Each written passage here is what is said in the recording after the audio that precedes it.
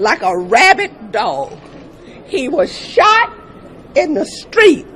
He was racially profiled.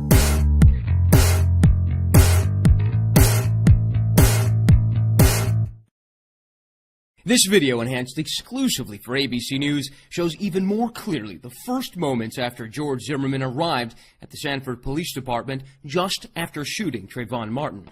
The entire raw video, obtained by ABC News and clarified by Forensic Protection, Inc., sharpens the video from this to this.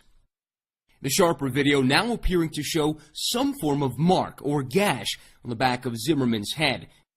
A police report from that night describes blood on the back of his head and his nose. One of Zimmerman's neighbors is telling us that looks can be deceiving here. He says he's tired of Zimmerman being portrayed as the bad guy, and he tells Fox TV's Jennifer Bisram that everybody needs to let the justice system take its course before rushing to judgment. I saw George.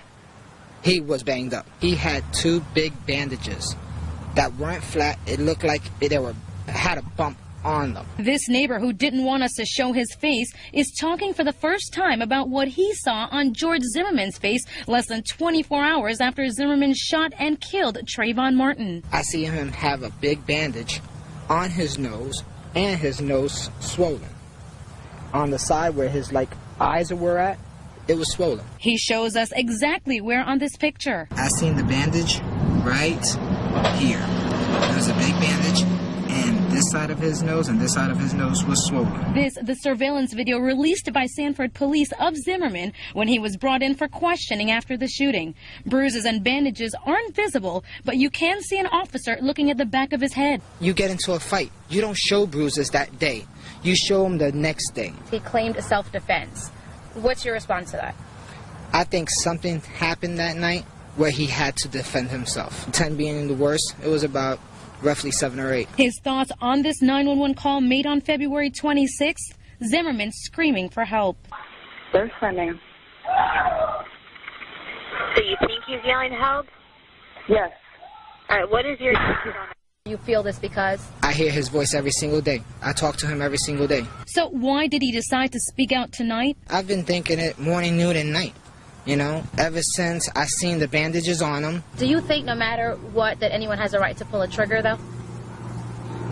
I think somebody has the right to pull the trigger if their life is on the line. He believes Zimmerman was defending his life, and that's why he says he's defending Zimmerman now. Do you not think there's races involved here? I don't think racism is involved at all, because I seen black folks, African Americans, come to George's house.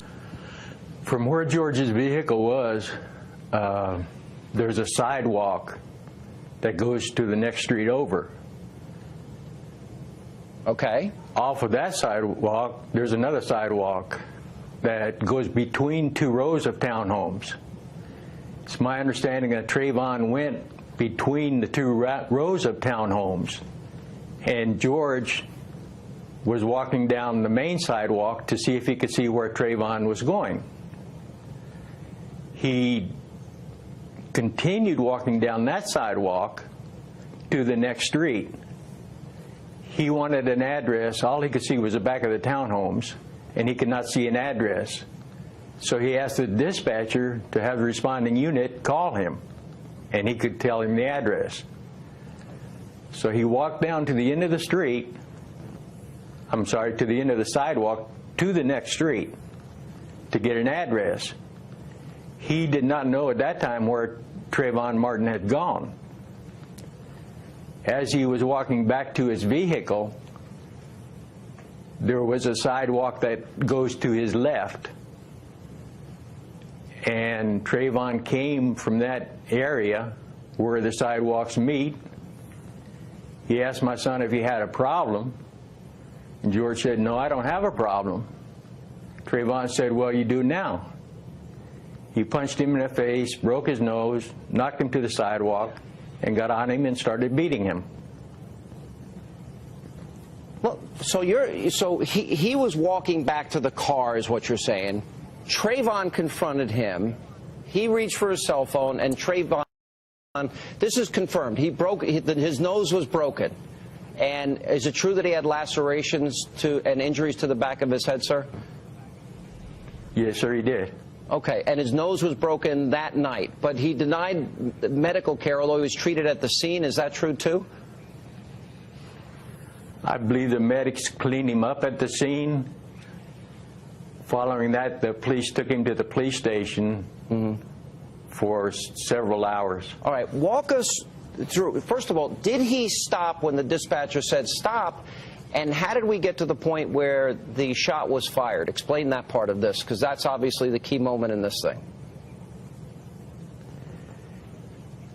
When the dispatcher said, we no longer need you to do that, and George acknowledged, okay, he no longer knew where Trayvon was.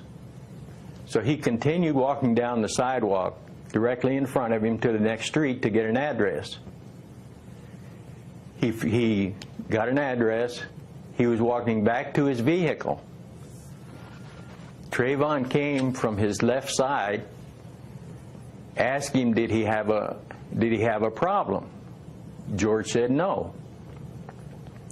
At that point, Trayvon said, what do you do now? He punched him in the nose, again, knocked him to the concrete, and started beating him. George was there yelling for help for at least 40 seconds. It's clearly him on the tape. There's absolutely no doubt about who it is.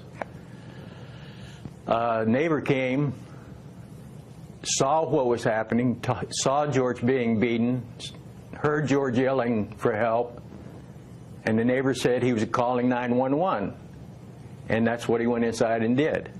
And Ed, how do you know, sir, that was your son on the 911 tape? I know there's been conflicting reports about this. Well, when I first heard, I heard the Martin family say that was their son, and I thought, well, they're a grieving family, and maybe the tapes were not too good. But then when I heard the actual recording, me, my family, friends, everybody knows absolutely that's George. Okay, we're going to take a break, and we're going to